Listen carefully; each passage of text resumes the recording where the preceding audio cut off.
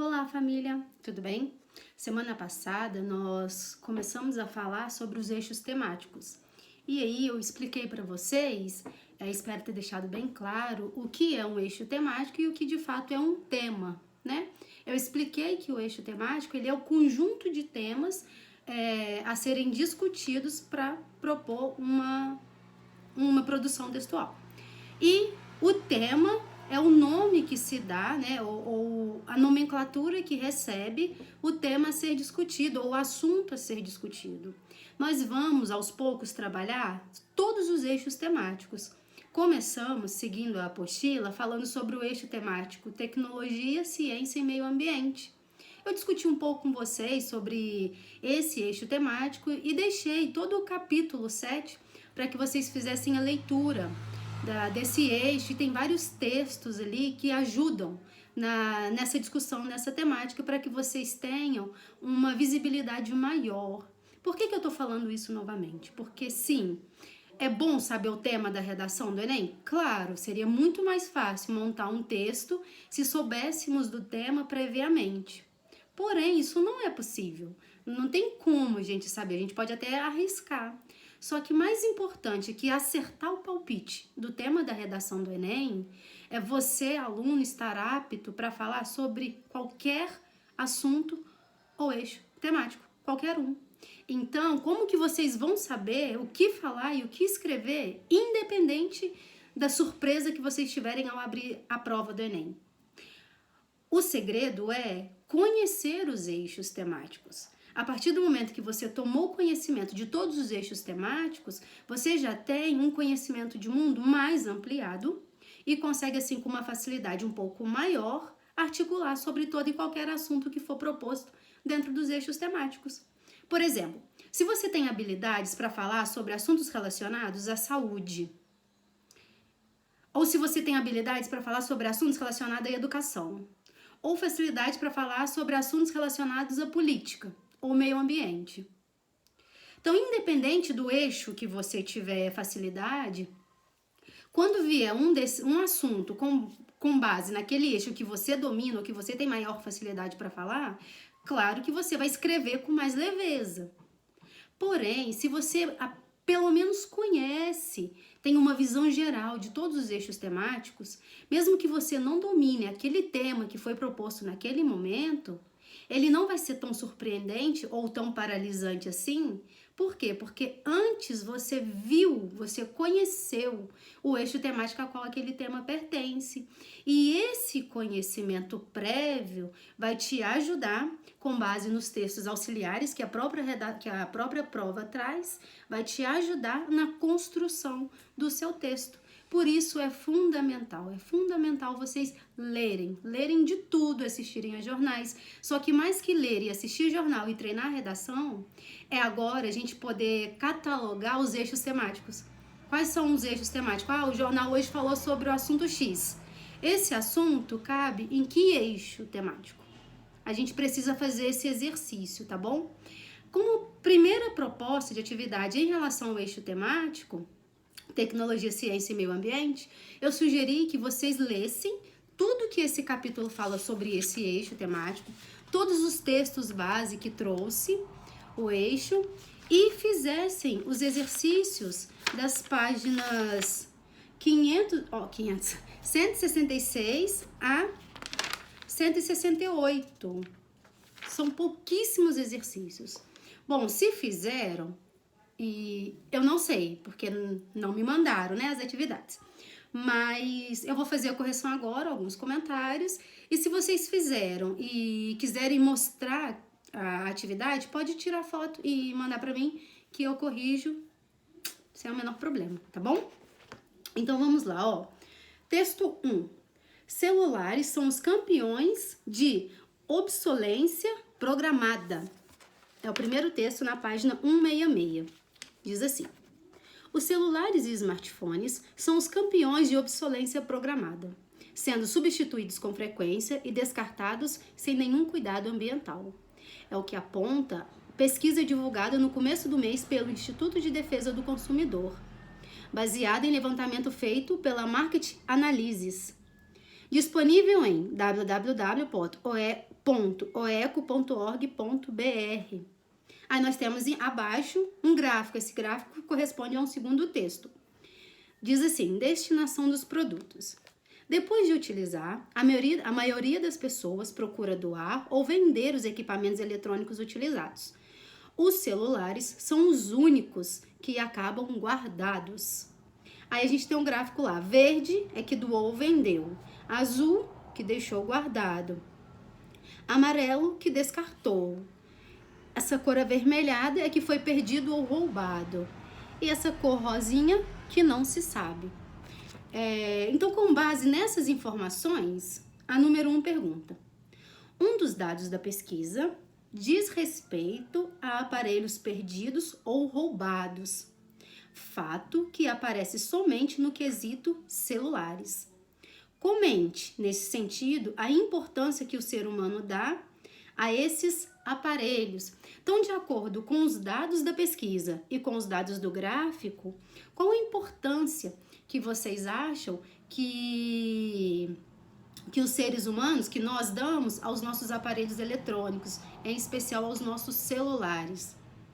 Bom, eu coloquei que de acordo com as pesquisas, de acordo com a pesquisa e o gráfico apresentado, o celular é um dos equipamentos mais perdidos ou roubados e ele está também entre os objetos, eletrônicos, um dos mais importantes para os brasileiros e para os cidadãos do mundo geral. Por que eu falei isso? Por que o celular é visto como um dos artifícios da tecnologia mais comum e mais usado? Porque é isso que a gente vê, esse é o reflexo que a gente vê no século XXI, né? Os celulares, eles são usados para propósitos de entretenimento também, mas hoje ele é ferramenta de trabalho para muitas pessoas. Hoje ele é ferramenta de estudos, hoje tem pessoas que a vida inteira dela tá ali resumida no celular. Eu sou uma dessas pessoas. Por exemplo, o trabalho agora, pensa, tá aqui no meu celular. Se eu preciso mandar redações para vocês, eu faço isso pelo celular também. Recebo e corrijo os textos pelo celular. Recebo e envio e-mails pelo celular. Faço minhas atividades religiosas pelo celular. Minhas leituras prazerosas, na maioria das vezes, pelo celular, porque eu quero um livro, não tenho, não posso comprar, mas a tecnologia permite que eu faça a leitura porque o celular tá aí, pronto. Então, o celular, devido à comodidade, à facilidade, ele é um dos objetos mais comuns. Então, ele assumiu um papel, uma importância extrema na vida do cidadão, não só dos brasileiros, mas no mundo inteiro. E ele serve também como principal meio de comunicação. Por isso, eu coloquei essas coisas sobre o celular, que ele é um objeto de extrema importância na vida dos brasileiros e dos demais cidadãos do mundo todo, e que ele também está entre um dos objetos eletrônicos mais perdido ou roubado, devido à sua facilidade de comercialização também, e essas coisas, tá bom? A número 2 diz assim, crie uma introdução para uma redação com o seguinte tema: a tecnologia e o consumismo no século XXI. Então, eu queria... Por que eu pedi para vocês mandarem a foto das atividades? Porque essa é uma questão, por exemplo, que eu preciso ver a de vocês, para eu poder conversar com vocês com base em suas obras, em seus trabalhos. Eu coloquei assim, em harmonia com o avanço da tecnologia, aumentou consideravelmente o consumismo no século XXI. Afinal de contas, quem não quer experimentar o novo? A questão que permeia é: qual o preço a ser pago pelos efeitos dessa consumação? Repetindo a minha introdução, ficaria assim: em harmonia com o avanço da tecnologia, aumentou consideravelmente o consumismo no século XXI. Afinal de contas, quem não quer experimentar o novo? A questão que permeia é: qual o preço a ser pago pelos efeitos dessa consumação? Então, na minha introdução, eu disse ali bem resumidamente que assim como a tecnologia avançou, o consumismo também, um número considerável. Porque todo mundo quer experimentar o que é novo. Porém, qual o preço a ser pago por essa consumação, por querer tanto, por esse desejo. E aí, o que eu faria ao discorrer do meu texto?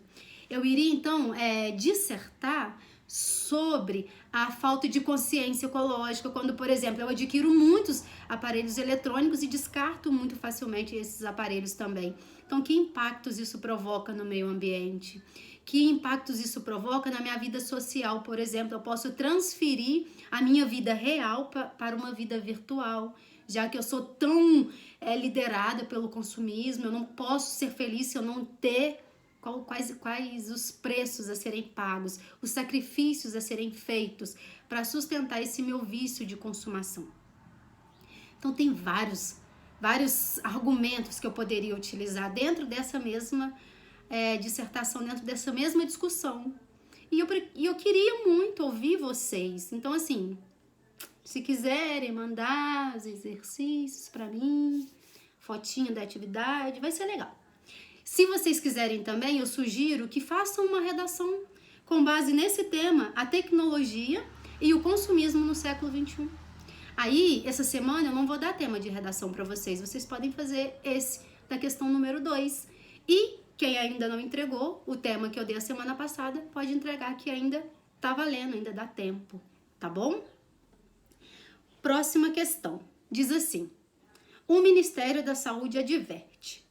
O Ministério da Saúde, o ministro da Saúde, Marcelo Castro, admitiu nessa segunda-feira, 30 de 11 de 2015, que o Brasil não combateu o mosquito Aedes aegypti para vencer o que teria levado o país a enfrentar uma epidemia de zika, febre chikungunya e dengue em 2015. Castro participou de uma reunião com prefeitos de Pernambuco em Gravatá, a 80 quilômetros do Recife, estado com maior número de casos de microcefalia. O ministro ainda deu um puxão de orelha nos gestores pernambucanos que cobraram mais recursos. Não é só falta de dinheiro, é também má gestão, desvio de recursos, gente inescrupulosa fazendo miséria com dinheiro público. Nós temos que ser o máximo eficiente possível para ter moral, para ir à opinião pública de maneira enfática pedir mais recurso. Mas para isso, a sociedade precisa saber que o seu dinheiro será bem aplicado, afirmou. Então, muito é comentado, número 3, sobre o posicionamento dos órgãos públicos quanto aos entraves na saúde em virtude do Zika vírus. Nesse íntere, apresente o outro lado. De que modo o parecer da sociedade civil pode protagonizar uma possível proposta de intervenção? Então, essa questão quer saber qual o papel da sociedade nesse aspecto. O que a sociedade, de modo geral, pode fazer para amenizar esse problema? O problema da chikungunya, da febre amarela, da zika. O que a sociedade pode fazer? Eu coloquei, como sugestão de resposta, que a sociedade deve fazer a sua parte, não deixando a água parada, tomando conta do seu espaço físico, né, ajudando a sua comunidade mais próxima a ter essa consciência. E coloquei também que a sociedade, enquanto sujeitos civis, precisam precisam exigir respostas das competências dos órgãos públicos responsáveis por cuidar e por zelar da saúde social, entende? Então, a sociedade ela tem vários papéis. Um deles é cuidar do espaço físico que está ao seu redor, certo? O outro, trabalhar a questão da conscientização, conscientizar-se de que a doença é real, de que basta um mosquitinho para provocar danos irreversíveis, tá bom? Então, para a sobrevivência desse mosquito, a sociedade precisa ser ignorante, concorda? Então, que essa ignorância seja deixada de lado para que seja também exterminado esse mosquito. E, ao mesmo tempo, que a sociedade inteligente exija dos órgãos, das partes competentes, o seu papel, o seu trabalho, fiscalização urbana, o trabalho da prefeitura em prover saneamento básico, porque tem muitas famílias que são carentes, não têm saneamento básico, então estão expostas ao perigo, por mais que sejam cuidadosos e tal. O ambiente social não é favorável, então assim, a sociedade tem várias funções nesse papel. E querer saber também, né, em que seus recursos dos impostos estão sendo aplicados. Se nós pagamos impostos, temos o direito de saber para que lugar esse dinheiro está sendo direcionado. Então, são várias opções, são várias possibilidades de resposta. Por isso, exercícios como esse era importante a gente fazer juntos. E eu reforço, se vocês quiserem, a gente pode preparar, organizar uma videochamada para corrigir exercícios, porque aí a gente conversa. Se não, fica só a minha sugestão de respostas e acabou. Eu não recebo as respostas de vocês, então eu não recebo as dificuldades, não sei como trabalhar. Não sei em que ajudá-los se vocês não expressarem as dificuldades de vocês. Tá bom? Pensem com carinho na possibilidade da videochamada. Texto para a questão 4. Cientistas criam formas primitivas de óvulo e esperma artificial. Ainda em estágio inicial, técnica pode ajudar a solucionar problemas de fertilidade. Pesquisadores conseguiram criar pela primeira vez formas primitivas de óvulos e espermas humanos em laboratório. A descoberta pode ajudar a solucionar problemas de infertilidade, compreender melhor os primeiros estágios do desenvolvimento embrionário e, potencialmente, permitir o desenvolvimento de novos tipos de tecnologia reprodutiva. As chamadas células germinativas primordiais, PGC na sigla em inglês, das quais derivam os óvulos e espermatozoides, já haviam sido desenvolvidas em testes de laboratórios com roedores, mas nunca com humanos. A descoberta, descrita por cientistas da Universidade de Cambridge, na Inglaterra, e no Instituto, não sei falar o nome de ciências, em Israel, foi publicada no periódico Cell. Células germinativas primordiais têm potencial para serem transformadas em espermatozoides e óvulos humanos. O próximo passo da pesquisa é injetar as células em ovários de roedoras para testar se elas se desenvolvem em animais. As PGCs aparecem durante as primeiras semanas do crescimento embrionário, quando as células-tronco do óvulo fertilizado começam a diferenciar-se em vários tipos de células básicas. Em um estágio seguinte, as PGCs se transformam em percursoras de espermatozoides ou de óvulos de uma maneira bastante automática, segundo o coautor da pesquisa, Jacob Hanna, no Instituto Heisman. Não sei falar Weizmann, não sei. Texto disponível em veja.abril.com.br. Então, a revista Veja publicou esse texto. Com base nele, a número 4 pergunta, diz, né, o enunciado. A pesquisa dos cientistas destacada pela revista Veja pode trazer aspectos positivos e negativos para a humanidade. Comente-os. Bom, eu vi um positivo e um negativo. Se vocês viram mais, seria interessante me mostrar. Aspecto positivo, primeiro. Bom, já que as células-tronco, elas têm a capacidade de se transformar, elas poderiam, então, talvez, quem sabe, com muito estudo, com muita ciência, elas poderiam ser elas são elementos de regeneração, e esse fator poderia ser utilizado ele é utilizado, né, como uma fonte de esperança para tratamento de doenças que até então são ditas doenças incuráveis, como, por exemplo, lúpus, síndrome de Sjögren e várias outras doenças que existe o diagnóstico, porém, existe o tratamento, porém ainda não existe uma cura pré-definida, uma cura estabelecida.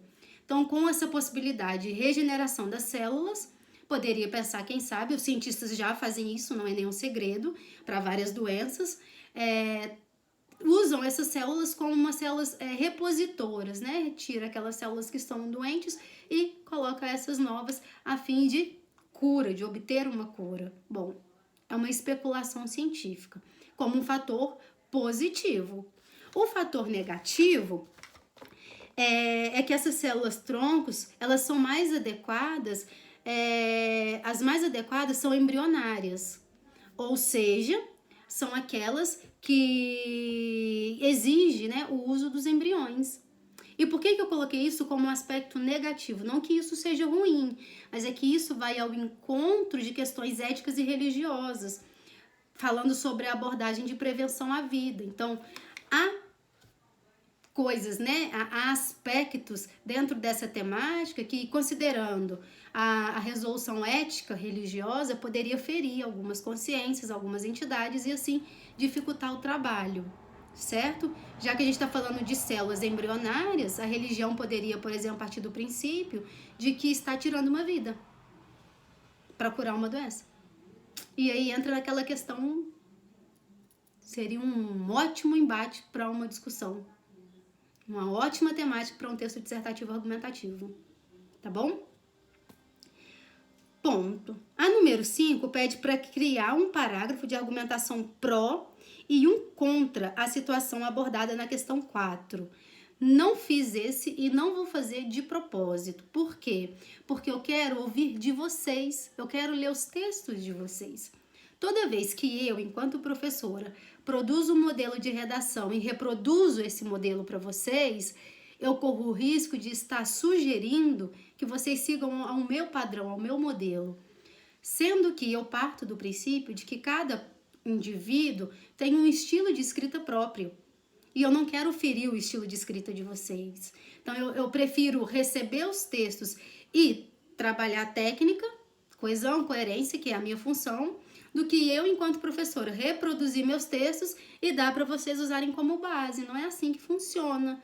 Não é assim porque assim eu posso, por exemplo, queimar ou até mesmo infringir algumas das habilidades que vocês têm e eu ainda não conheço. Porque talvez vocês pensem assim, mas eu escreveria desse jeito. Mas eu vou copiar o modelo da Lica, porque né, ela é professora. E de repente o seu jeito é melhor que o meu. Né? Porque é assim, gente, a vida é essa. E aí, o último texto diz assim, ó. Viver em rede no século XXI. Os limites entre o público e o privado. Ícaros modernos. Não importa o lugar, andar pelas ruas nos dias de hoje significa se deparar com pessoas esticando os braços e tirando selfies. Os autorretratos da contemporaneidade. Minutos depois, essas fotos são postadas em redes sociais e em pouco tempo o processo se repete inadvertidamente. Em 1948, quando George Orwell previu uma sociedade monitorada por câmeras, em seu clássico livro 1984, mal sabia ele que quase 3 décadas depois, essa vigilância constante não se daria pelo governo. Seria, pois, opção do próprio homem. O ser humano tem testado constantemente os limites entre o público e o privado no que tange ao uso da rede. Em primeiro lugar, é preciso atentar para a questão da segurança. Em uma cultura na qual vigia-se a mais vida dos outros, vigia-se mais a vida dos outros do que a própria. As pessoas, principalmente os jovens, não se cansam de fazer check-ins nos locais que visitam e postar o que pensam, em um misto de autopromoção e carência afetiva. O problema é que tais atos, que deveriam pertencer ao campo privado, tornam-se públicos e facilitam a vida de indivíduos mais maliciosos, como criminosos que se aproveitam dessa riqueza de informações para planejarem sequestros, por exemplo. Além disso, outra problemática que se faz presente é o fato de poucas pessoas encararem a internet como um ambiente social. Nesse sentido, não são incomuns as postagens e vídeos e fotos grosseiros, como de maus tratos a animais, forçando outros usuários a presenciarem cenas que nem sempre são de seu agrado. Isso também ocorre com posicionamento políticos e religiosos extremistas, por exemplo. Assim, é imposto à esfera pública algo de caráter estritamente privado, desconsiderando vontades alheias. Portanto, é possível perceber que o ser humano está constantemente atravessando a linha tênue que delimita o público do privado. A liberdade oferecida pela rede é atraente demais e, como o Ícaro mitológico, os seres humanos brincam com o perigo, ultrapassando os limites e transitando demasiadamente perto do sol. Nesse sentido, cabe à família impor limites aos jovens, mostrando os riscos, a segurança das postagens exacerbadas nas redes. Além disso, escolas e ONGs deveriam promover, por meio de palestras, noções de boas maneiras e respeito nas redes, respeitando a vida privada e as escolhas do outro. Assim, os Ícaros modernos poderão continuar chegando perto do Sol, mas sem correr o risco de se queixarem. Aí aqui nós temos um comentário, né? E aí a conclusão que a gente chega desse comentário é a seguinte, ó.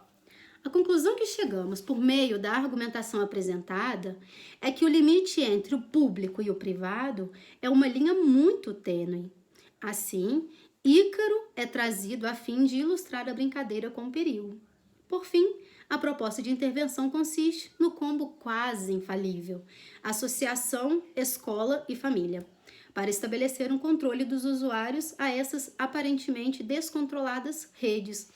Então, na verdade, essa questão era só mais uma questão de leitura, mostrando para vocês assim como como foi a composição de um texto dissertativo argumentativo, muito metafórica, inclusive. Não quer dizer que vocês não possam metaforizar o texto de vocês. Ícaro é um ser mitológico que foi posto como um suposto personagem de comparação aqui, que não está errado de se fazer, porém é arriscada essa proposta, esse estilo de escrita é arriscada se você não tiver domínio total daquilo que você está falando. E, embora seja atualizada a apostila, a proposta de intervenção, a conclusão final do parágrafo, a conclusão da redação, ela ainda não está dentro dos parâmetros exigentes da nova maneira de correção do Enem, a qual entrou em vigor a partir desse ano. Foi lançado o ano passado. As 5 competências exigidas na conclusão. A redação inteira tem 5 competências para serem obedecidas. E a conclusão tem 5 competências particulares, que eu ainda vou falar sobre cada uma delas com vocês. Tá bom? Então, o que eu quero que vocês façam, se já não o fizeram? A leitura do assunto 7 da apostila e os exercícios. Faça os exercícios com atenção. Ao assistir esse vídeo, se eu despertar em vocês alguma curiosidade, se vocês quiserem levantar questionamento, pode anotar essa questão ou então me mandar. Lica, na hora que você falou isso na número 2, na número tal, eu penso diferente e a gente pode articular assim. E o outro pedido que eu vou fazer é que, por gentileza, considerem a possibilidade de fazermos pelo menos as correções dos exercícios por meio de videochamadas, se não todas as correções, pelo menos uma ou outra, alguma que seja menorzinha, tipo essa, tá bom? E quem ainda não fez, por favor, faça a proposta de redação que eu dei a semana passada e, se quiserem, vou gostar muito de receber textos da proposta de redação dada na questão de número 2, tá bom? No mais é isso, beijo, beijo, estou morrendo de saudades, se cuidem!